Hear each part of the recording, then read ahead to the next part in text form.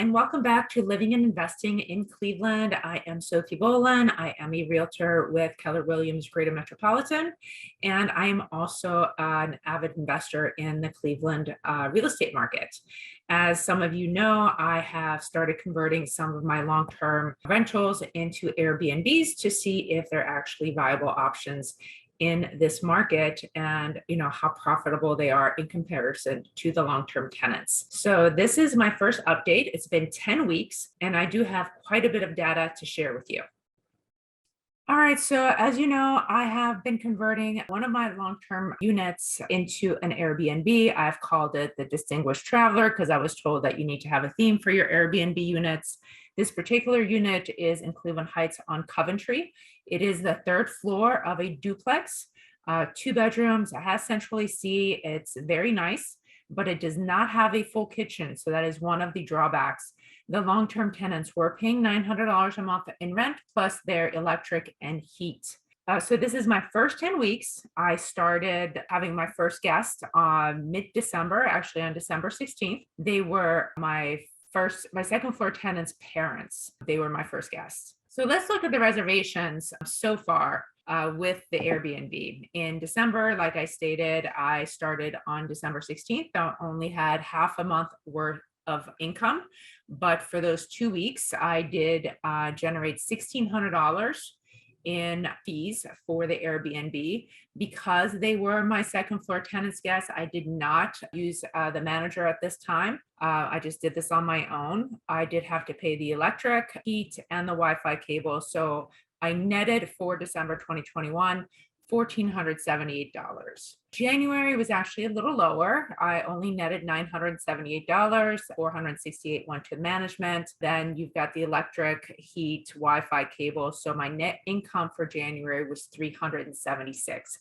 One of the things that you have to note is that Airbnb doesn't always give you the full amount right away, but I did pay my manager. She only gets 20%. I know that in this chart, it looks like she's getting way more than 20%, but it's just how the math fell for that month. You will see for the 10 weeks that it sort of evens out. February, my income was much greater. I actually made almost $1,800 and netted just over $1,200. So for the first 10 weeks, my gross rental income was $4,371. I did have property management fee of $817. For that, she takes care of all reservations, communication with guests, making sure that they have access, and managing the cleaning staff, making sure they have all supplies, etc.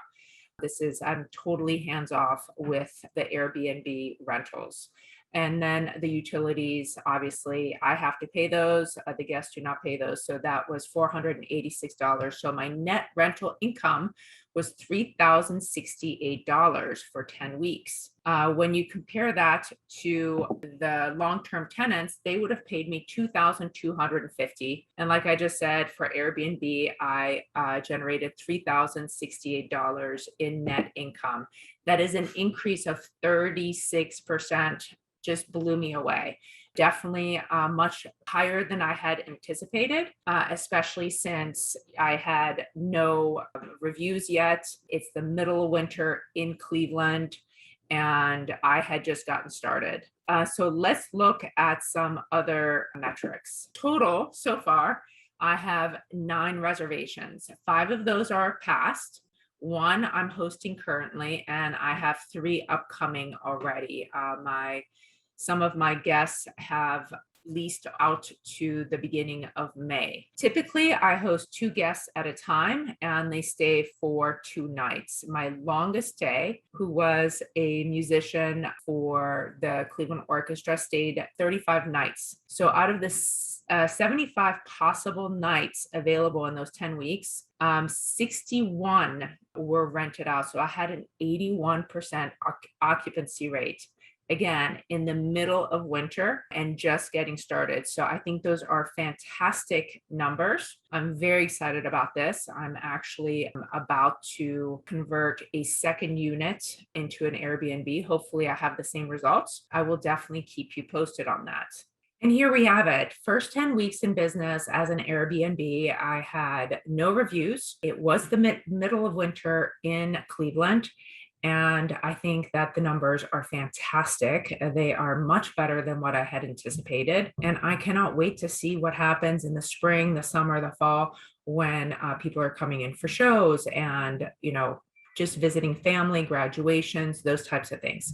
So if you have any questions, you may contact me directly at 216-849-8032. Obviously, you can leave comments in the box below. Feel free to share my video. You know that I would love for you to follow my channel and like this particular video. And if you have any suggestions for future topics, don't hesitate. I would love to cover anything that you're interested in. Until next time, thank you so much for joining us.